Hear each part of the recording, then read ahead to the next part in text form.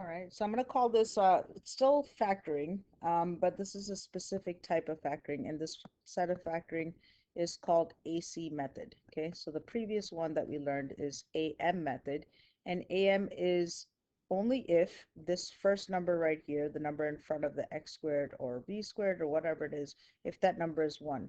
So if A is anything greater than 1, you're going to go ahead and use this method called AC method. Okay. So AC method, you're going to take our A and you're going to take our C and we're going to multiply them. Okay, so first step. So when we multiply that, we're going to get 5 times 2, which is 10. So we're looking for two numbers that multiply to be 10, and the B term is going to go on the bottom. They have to also add up to be 11.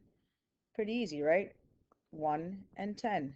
10 times 1 gives us 10. 1 plus 10 gives us 11. We're good. In AM method, you would just immediately double bubble this.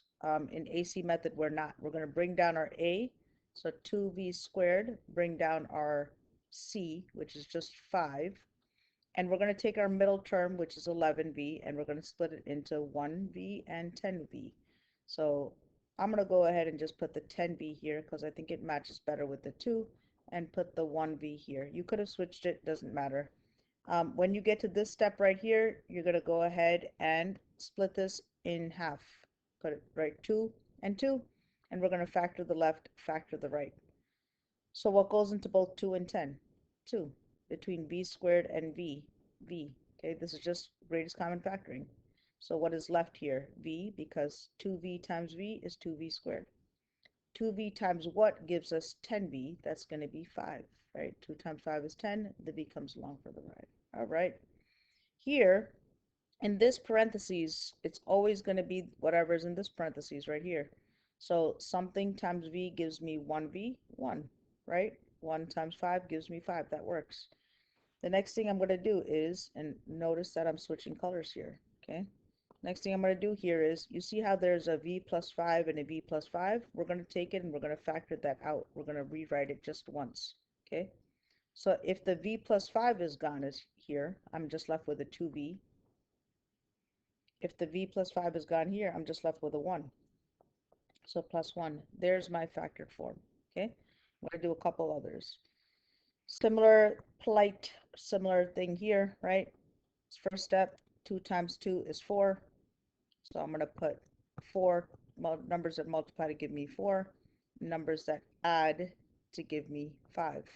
Okay, again, 1 and 4. Boom, that works. So I'm going to bring down my A, bring down my C, so 2n squared plus 2. Break this 5 into 1 and 4. So just for argument's sake, I'm going to put the 1 first, just because I have it first. And now when I get to this point, right, split it down the middle. So factor the left, factor the right. Okay, between 1 and 2, there's just a 1. Between n squared and n, there's an n. So this is going to be, oops, 2n, because 1n times 2n is 2n squared. 1n times what is going to give me 1n plus 1. Okay, my computer is acting crazy. Crazy.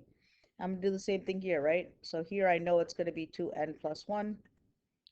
So what multiplies by 2n to give me 4n? That's a 2, and 2n times 1 is 2. So, right, whatever is the same, I'm going to take it and write it down, pull it out, and I'm going to write down what's left. There's a 1n and a 2 here. So 1n is just the same thing as n plus 2. There's my answer. Done. Okay. So in the worksheet that we did, that looks like this, we're going to do exactly the same thing for this right here. And this is going to be also a trinomial with the a greater than 1.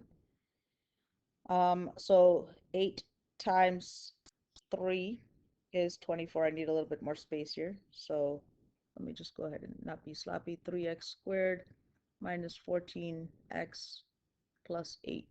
Okay, so 3 times 8 is 24. So I'm going to draw my x, two numbers that multiply to give me 24, and that add to give me negative 14. Okay, so 6 times 4 is 24. That doesn't give me 14 in any way. 12 and 2. Okay, that works. So negative 12, negative 2, because negative 12, negative times negative is a positive. Negative plus negative is even more negative. So I'm going to bring down my a and my c. So 3x squared, bring down my 8. My middle term is going to be split up into a negative 12 and a 2. So why don't I put the negative 12x here and the positive 2x here? No, that's not positive. Okay. And now let me just go ahead and switch colors so I can see this better. Split, factor the left, factor the right. Okay, forgive me for writing over other things. Between 3 and 12, 3. Between x squared and x is x, and I'm going to write down what's left. All right, in this bubble also I'm going to have an x minus 4. Okay, so what's going to be the number out in front? Negative 2. Let's see if that works. Negative 2 times x is negative 2x, and negative 2 times negative 4 is positive 8. Good. Now I'm going to write down the one that's common, x minus 4, and write down what's left over. There's a 3x left here and a minus 2 left here. So there is my answer for my factoring. All right. So if you look at the worksheet, there are a few that have things like that. You're going to see, right, like things that will, you're going to have to like factor, so on and so forth. So try and practice a couple of these. Like this one right here, you're going to split it down the middle, right?